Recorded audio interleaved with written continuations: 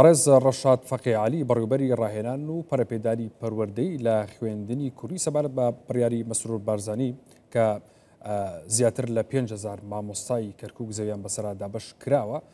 سوپاس بۆ ئامادەبووری بەڕێستان. ئەم بڕیاری سەرۆک وەزیران مەسرور بارزانی چۆنە بینن؟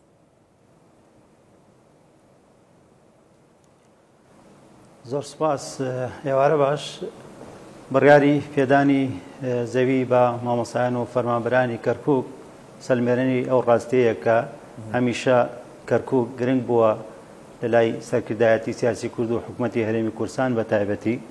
سپاسی پێپایان بۆ جەنابی سەرۆکی حکوومەت ڕێزدار کاک مەسرور بارزانی کە هەر لە سەرەتای دەرچوونی ئەم بڕیارەوە بڕیار درا کە زەوی بەسەر مامۆستایان و فەرمانبەرانی کەرکووک دابەش بکرێ. بەم بڕیارە مامۆستایان و فەرمانبەران یەکجار دڵخۆشن. ئەمەش وەکو وتبان سەلمێنەری ئەوەیە کە کەرکووک بەشێکە لە هەرێمی کوردستان. لە دوای 2003ەوە مامۆستایانی خوێندنی کوردی دەتوانین بڵێن پێشمەرگە ئاسا خزمەتێکی بەرچاوی ڕۆڵەکانی کوردیان کردووە لەو شارە. شانازین بەنسبەت ئێمەوە ئەو مامۆستا بەڕێزانە بێبەش بوونە لە زۆرێک لە خزمەتگوزاریەکان لە ماوەکانی ڕابردوو. بۆیە جێگای خۆیەتی سوپاس و پێزانین ئاراستەی ڕێزدار جەنابی کاک مەسرور بکەین بۆ ئەم بڕیارە گرنگە. ئەمە هەنگاوێکی زۆر باشە دەرخەری ئەو ڕاستەیە کە لە ڕابردووە حکوومەتی هەرێمی کوردستان خزمەتی باشی بە خوێندنی کوردی کردووە. دەتوانین بڵێین زۆربەی پێداویستەکانی خوێندنی کوردی لەلایەن حکوومەتی هەرێمی کوردستان و بە تایبەت وەزارەتی پەروەردەوە لە ڕابردوو دابین کراوە. نۆژەنکردنەوەی قوتابخانەکان، دابینکردنی پێداویستەکانی خوێندن، دامەزراندنی نزیکەی 8,000 کاگڕەشاد وڵای پێم خۆشە ینی بێجگە لەم بڕیارە بۆ پێدانی زەوی بە و ژمارە مامۆستایە زیاتر لە 5,000 پێم خۆشە پێم بڵێ حکوومەتی هەرێمی کوردستان چی تری کردووە؟ جیاواز لەمە لە پاڵ ئەمەیە. بەڵێ تەبعاً دوای پرۆسەی ئازادی لە کەرکووک خوێندنی کوردی گەشەی زۆری بەخۆوە بینی. دەتوانین بڵێن لە سەرەتای پرۆسەکەەوە ژمارەیەکی کەم قوتابخانە لە کەرکووک دەستی پێکرا خوێندن بە زبانی دایک لەو شارە دەست پێ بکە. بەڵام لە فترەیەکی زەمەنی کورتە ژمارەکە هەڵکشا بەرەوسەرەوە. لە ئێستاە دەتوانین بڵێن نزیکەی 550 قوتابخانە لە شاری کەرکووک و دەوروبەری هەیە. تەبعاً دەوروبەریش خوێندنی کوردی لە دووس خورماتوو، لە قەزای داقووق، لە قەرەهەنجی، لە شوان، لە پردێ، لە دبز، لە کۆی ناوچەکانی دیکەی دەوروبەری کەرکووک خوێندنی کوردی بەردەوامە.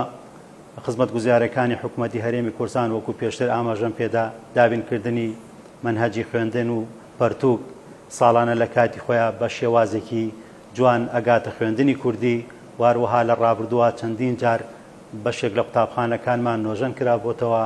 واروەها دامەزراندنی وەکوتمان ئەو 8,000 مامۆستا و فەرمانبەرە لە ڕابردووە. ئەمەش بەڕاستی خزمەتێکی دیکەی حکوومەتی هەرێمی کوردستان و کابینەیەک لە دوایەکەکانی حکوومەتی هەرێمی کوردستانە بە تایبەت کابینەی نوێیەم بە سەرۆکایەتی ڕێزدار کاک مەسرور بارزانی.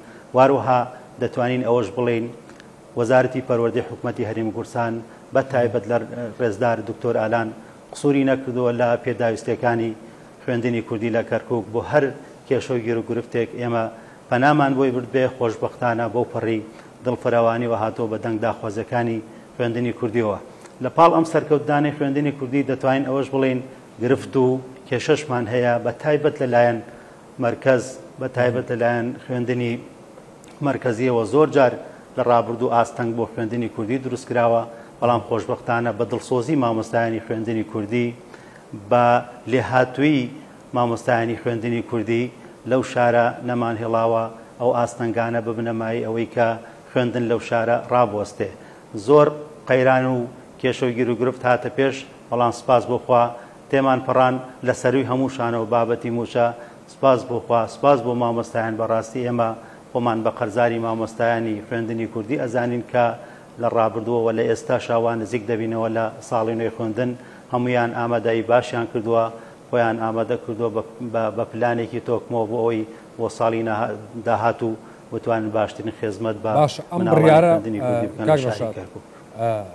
ینی چەند مامۆستا لێ سوودمەند دەبن و تا چەندیش کاریگەری لەسەر ژیان و گوزارەی مامۆستایان هەیە؟ بەتەکید کاریگەری هەبێ نزیکەی 5,000 زیاتر مامۆستا و فەرمانبەری خوێندنی کوردی سوودمەند دەبێت لەم بڕیارە پیرۆز و گرنگەی حکوومەتی هەرێمی کوردستان و کابینەی نوێم بە سەرۆکایەتی ڕێزدار مەسرور بارزانی لەبەرەوەی خۆتان دەزانن بژێوی ژیانی مامۆستا لە ئێستاە وەک پێویست نییە، بۆیە بە پێدانی ئەم پارچە زەویە کە بەپێی زانیاری ئێمە لە شوێنی زۆر باش دانراوە بۆ مامۆستایان و پێمان وایە لە ئایندەیەکی نزیک ئەو بڕیارە دەچێتە بواری جێبەجێکردنەوە بەمەش مامۆستایان دڵخۆشە بن. بە تاکید کاریگەری هەبێ لەسەر ژیانی مامۆستایان بۆی مامۆستایان بتوانن سوود لەو پارچە زەویانە وەربگرن و ڕنگدانەوەی ئەبێ و دڵخۆشە بین بەوەی کە ئێمەش وەکو فەرمانبەران و مامۆستایانی کوردستان بێبەش نەبووین لەو بڕیارە گرنگە، بۆیە بەڕاستی بڕیارێکە لە جێخۆیەتی و ئێمە دڵخۆشەکە و ئێمە هانەدا بۆ ئەوەی ئێمە بەردەوام بین لەسەر خزمەتکردنی مناڵە چاوگەشەکانی خوێندنی کوردی لە کەرکووک و لە ڕابردوو چیمان کردووە بۆی بتوانین لە داهاتووش خزمەتی زیاتر و زیاتر بە مناڵە چاوگەشەکانی کورد بکەین لە شاری کەرکووکی خۆشەویست. زۆر باشە. پرۆسەی پێدانی زەوی لە چ قۆناغێکە؟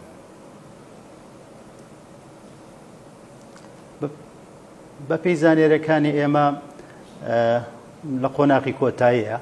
پێشتر ئامادەکاری باش کراوە، لیژنەکان پێشتر کاری خۆیان بە جوانی کردووە و زۆر جار بە دوواداچوونمان کردووە.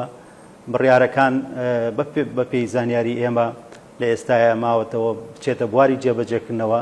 تەنانەت پێیان ڕاگەیاندون کە ئەو جێگایانەش بۆ مامۆستایانی خوێندنی کوردی تەرخان کراوە جێگای زۆر باشن، دڵخۆشکەرن بۆ ئێمە و ئەمەش سەلمێنەری ئەوەیە کە هەمیشە کەرکووک لە ئەجندای هەرێمی کوردستانە خاڵی گرنگ بووە و دەتوانین بڵین بەم بڕیارە مامۆستایانی خوێندنی کوردی دڵخۆشن زۆر و ئەو جێگایانەش وەکوتم دیاری کراوە شوێنی زۆر باشن. لە ئایندەیەکی نزیک مامۆستایان و فەرمانبەران دەزانن ئەو شوێنانێکی کوێیە و بۆیان دیاری کراوە.